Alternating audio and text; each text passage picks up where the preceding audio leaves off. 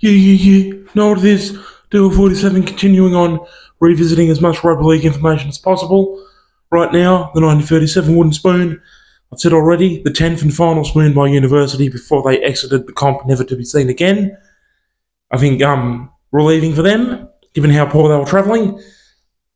And just to go over it one more time, they unfortunately, in their final 4 years where they got 4 consecutive wooden spoons, the years 1934 up to 1937, those final 4 years, they played 52 games, losing 50 out of 52 games, believe that or not. The only 2 games they won, 1934 round 1, they'd beaten Norths 4 points to 3. And then they lost the next 13 games in 1934, lost all 16 games in 1935, which made 29 straight losses, and then lost the first 13 games in 1936, which made 42 consecutive losses, which is still the all-time record, even though it was 87 years ago. No team's even gotten close since. Newcastle Knights lost 19 consecutive games, the last 18 games in 2016, then the first in 2017. Not even half of 42 though, but that's the closest anyone's come.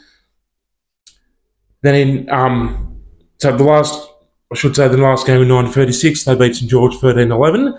But then in 1937, their final year, there were 9 rounds and they had 1 bye, so they played 8 games and lost all of those, and by the same humiliating margins as per always. In attack, from their 8 games, they scored just 41 points, 7 tries and 9 goals. 9 tries and 7 goals, I beg your pardon. 9 tries and 7 goals are only close enough to 1 per game. And in defence, conceding 309 points, so minus 268 for and against points, the usual rubbish. And the top try and point scorers, the worst. Like I've said the previous couple of days, 1935 and 1936 players were only getting 3 tries for them for the whole season. So this time, Tom Kerry, he got 2 tries and 3 goals for University for the whole season, not in one game.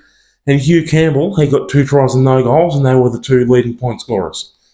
One getting 2 tries and 3 goals, 12 points, and the other one just getting 2 tries only. So getting worse and worse and worse and worse, and it makes me think that it was lucky for University that there was only the 8 games they played in 1937, but in the years leading up to it, most of the time there was like 14, 15 or 16 games in the season, and tries used to be 3 points. It makes me have no doubt in my mind that if tries were 4 points, how they are now, and if every team was playing 24 games in the season, how they are now, I think University most definitely would have been conceding over 1,000 points per year. But obviously still wretched enough as it is. And in 1937, like I said, they finished last, but there was 9 teams. So with the other 8 teams, the teams in 5th, 6th, 7th and 8th place, so Canterbury, Balmain, Norths and Wests, they weren't destroyed, like they lost convincingly, but they weren't destroyed. But up against the top 4 teams in East, South, St George and Newtown, they were absolutely monstered, absolutely slaughtered. No chance at all, no resistance at all against any of the top 4 teams. So I just thought, why not? Because there was only 9 rounds in the season, why not just go for all the scores just to cap it off? Round 1, just to set the tone for their final season of humiliation. 1937 round 1, monstered by South Sydney, 63-0. South getting 15 tries. With 4-point tries, it would have been 78-0. In round 2, the bye, the only respite, only relief they had for the season. In round 3, a 25 points to 10 loss to West, and in round 4, 13 points to 8 loss to Norths. And with the Norths game, they did at least get more tries. They got 2 tries and 1 goal, but Norths got 1 try and 5 goals and still won. So against West and Norths, who were in the bottom half of the competition, at least they weren't destroyed. But then, in round 5 against East and round 6 against Newtown, they were destroyed. In round 5 against East, losing 52 points to 5, East getting 12 tries, which would have been 64 points to 6 with 4-point tries. In round 6, 48 points to 3, thumping from Newtown, and Newtown got 10 tries, so that would have been 58 points to 4 with 4-point tries.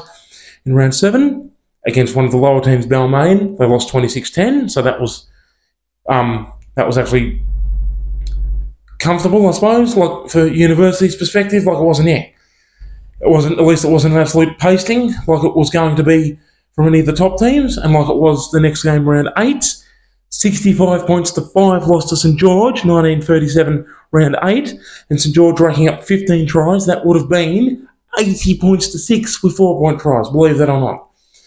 And then the final embarrassment, the final insult in the final game they would ever play, 1937 round 9, 17 points to 0 lost to Canterbury, not a huge margin, but they also didn't manage a single point, which just unfortunately summarised their whole tortured existence. So the 10 wooden spoons by University, 1921, 1923, 1927, then 3 in a row, 1929, 1930 and 1931, then 4 in a row, 1934, 1935, 1936 and 1937.